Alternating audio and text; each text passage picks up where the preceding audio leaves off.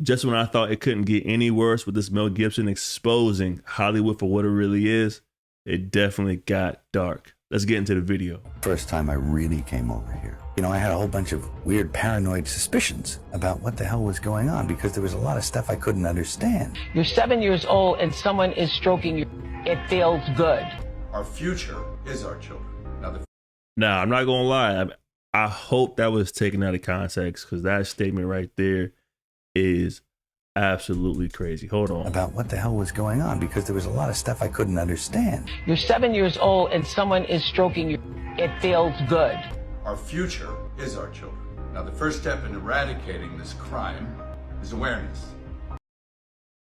The latest buzz in Tinseltown is all about Mel Gibson's explosive revelations in the film Sound of Freedom. Brace yourselves as Mel pulls back the curtain on the dark underbelly of Hollywood's elite, exposing their alleged involvement in the scandalous world of illicit human trade. And guess who's caught right in the middle of it? None other than the iconic Oprah Winfrey herself. So what exactly did Mel say?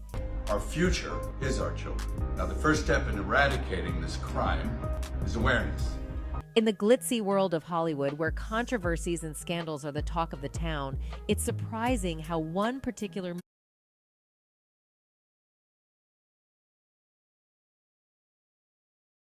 First time I really came over here. I had a whole bunch of weird paranoid suspicions about what the hell was going on because there was a lot of stuff I couldn't understand. You're 7 years old and someone is stroking you. It feels good. Our future is our children. No, I'm not going to lie. I hope that was taken out of context because that statement on its own is crazy. Years old and someone is stroking you. It feels good. Our future is our children. Now, the first step in eradicating this crime is awareness. The latest buzz in Tinseltown is all about Mel Gibson's explosive revelations in the film Sound of Freedom. Brace yourselves as Mel pulls back the curtain on the dark underbelly of Hollywood's elite, exposing their alleged involvement in the scandalous world of illicit human trade. And guess who's caught right in the middle of it? None other than the iconic Oprah Winfrey herself. So what exactly did Mel say? Our future is our children. Now, the first step in eradicating this crime is awareness. In the glitzy world of Hollywood, where controversies and scandals are the talk of the town, it's surprising how one particular movie has managed to fly under the radar.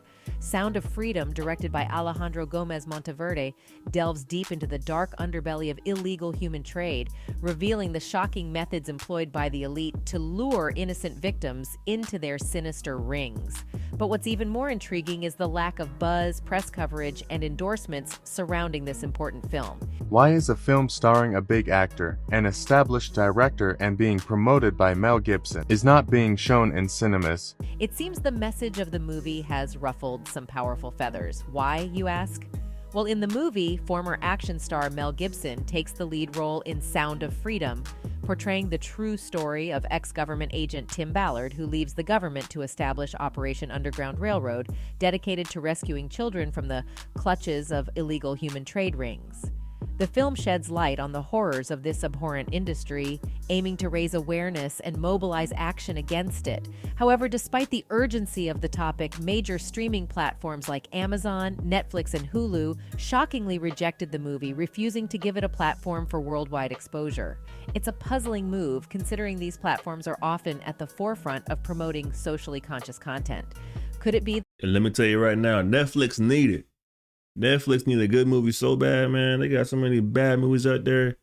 That's the least you can do is put this movie up there and spread the truth on what's really going on.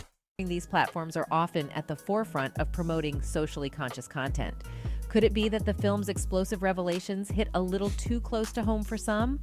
Adding fuel to the fire, celebrity voices that are typically quick to endorse woke causes have remained eerily silent about Sound of Freedom.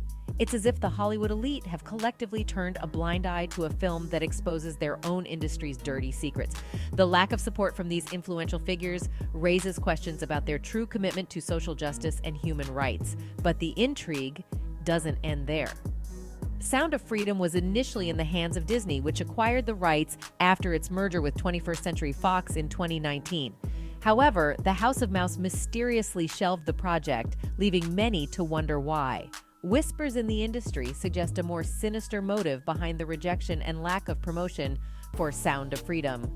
Accusations circulate that the likes of Disney, Netflix, and Amazon Prime deliberately avoided obtaining the rights to the film to allegedly prevent the truth about child AB and the illegal trade from reaching global viewers. Could it be an attempt to cover a specific group of industry elites? You see, these so-called industry big shots who wield immense power behind the scenes of Hollywood have always presented themselves as philanthropists with hearts of gold. But what if their true intentions were far more sinister than we could have ever imagined? Imagine that stuff. That couldn't be the reason for why so-and-so was acting like, could it? And then you find out later on the track that you are exactly on track. One such group of elites is the Good Club. This is the creme de la creme of global elites. According to The Guardian, this exclusive group of billionaire philanthropists holds top-secret meetings right in the heart of New York City. Names like Bill Gates, George Soros, Warren Buffett, Oprah Winfrey, David Rockefeller, and Ted Turner often grace the guest list. But also, lesser-known but equally wealthy figures like Eli and Edith Broad also make appearances, making us wonder what really goes on behind closed doors. Now, one name that sticks out is Oprah Winfrey. We all know her as the billionaire show host and philanthropist with a name larger than life, right? Wrong. Buckle up, because there's a side of Oprah that she'd rather keep hidden, and it's far from admirable. Is it possible that the Queen of Talk has a darker side that she doesn't want us to see? Well, the highly anticipated film, Sound of Freedom, is set to expose the shocking methods used by the Hollywood elites to trap innocent victims. While the movie doesn't explicitly name Oprah, her alleged connections to notorious figures like Harvey Weinstein cannot be ignored. You see, despite Weinstein's long-standing reputation as a predator, Oprah maintained a close relationship with him. Speculation arose that she may have even encouraged actresses to work with him, leading to accusations of her complicity in the alleged misconduct. These allegations conflicted with Oprah's public persona as a champion of women's empowerment and a supporter of the hashtag #MeToo movement. Some argued that her association with Weinstein demonstrated a double standard in her treatment of accused individuals. And this is not the worst of it all. One of Oprah's most notorious moves was her decision to feature the self-proclaimed healer and criminal extraordinaire, John of God, on her show. Picture this, a Brazilian healer who claims to possess spiritual powers and uses them to purportedly heal people. Sounds like something out of a Hollywood movie, right? Well, in this case, reality turned out to be even stranger than fiction. John of God, as he came to be known, managed a healing facility in Brazil where vulnerable individuals sought solace and spiritual guidance. Little did they know that the man they were entrusting their well-being to had a dark and sinister side. It wasn't long before the truth about John of God's criminal activities came to light. Reports of SA and AB began to emerge, painting a chilling portrait of a man who shamelessly took advantage of those who sought his help. But what's truly mind-boggling is the role that Oprah played in catapulting John of God into the limelight. By featuring him on her show, she bestowed upon him a stamp of legitimacy, giving him access to a wider audience and inadvertently endorsing his criminal behavior. This eyebrow-raising incident took place back in 2010 during one of Oprah's attention-grabbing segments titled, "Do You Believe in Miracles?" Little did her audience know that the miracle they were about to witness was the rise of a criminal under the guise of a spiritual healer.